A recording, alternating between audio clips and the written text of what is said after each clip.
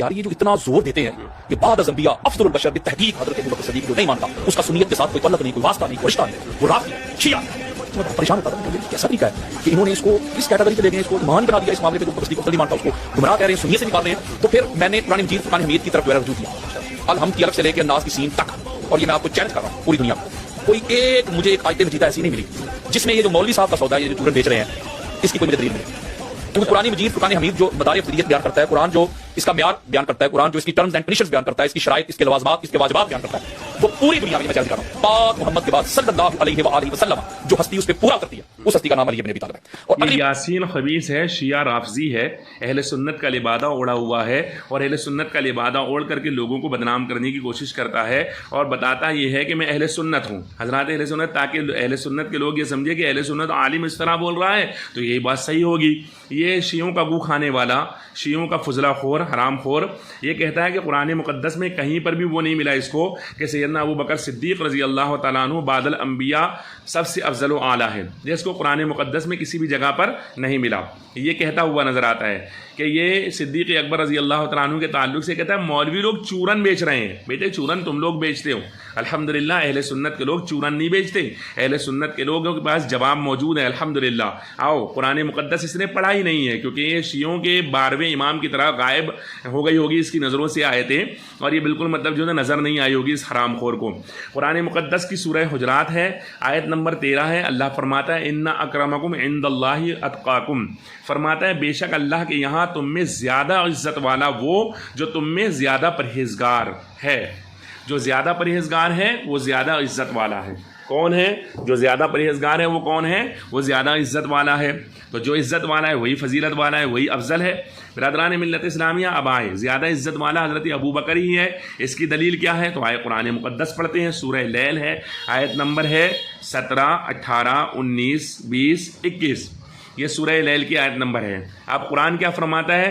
وَسَيُجَنَّبُهَا الْأَتْقَى الَّذِي يُؤْتِي مَالَهُ يَتَزَكَّى. برادران ملت اسلامیہ، یہ دو آیتیں میں نے پڑھی ہے، 17 اور 18. اللہ فرماتا ہے اور ان قریب سب سے بڑے پرہیزگار کو اس آگ سے دور رکھا جائے گا جو اپنا مال دیتا ہے تاکہ اسے پاکیزگی ملے.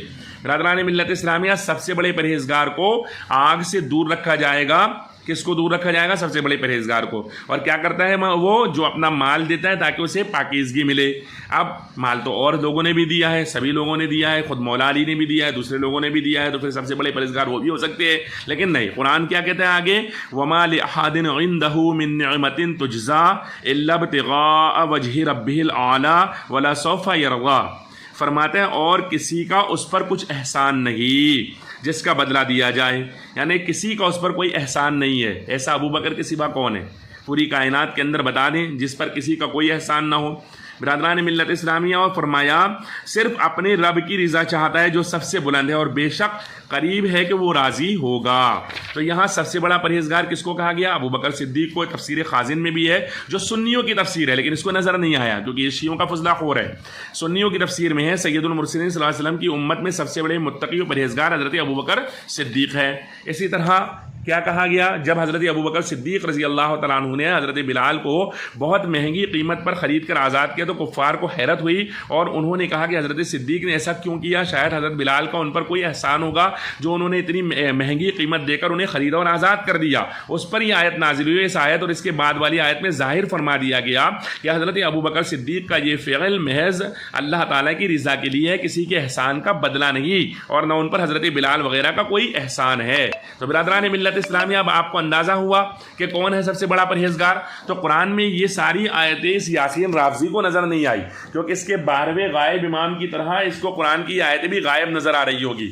اتنے خبیث لوگ ہیں کہ جس کی حد نہیں، بے جھجک دھڑلے کے ساتھ قرآن پر حدیث پر حکم لگاتے ہوئے نظر آتے ہیں. ڈر بھی نہیں لگتا انہیں کہ اللہ کی بارگاہ میں کیا جواب دیں گے، اور کیسے لوگوں کو گمراہ کرتے ہوئے نظر آتے ہیں. سوچتے بھی نہیں ہیں کہ کس طرح ہم گمراہ کر رہے ہیں. تو برادران ملت اسلامیہ، قرآن مقدس سے ثابت ہوتا ہے کہ حضرت مولا کائنات رضی اللہ تعالیٰ عنہ سے بھی افضل اگر کوئی ہے تو حضرت ابو بکر صدیق رضی اللہ تعالیٰ عنہ ہے. الحمدللہ الحمدللہ.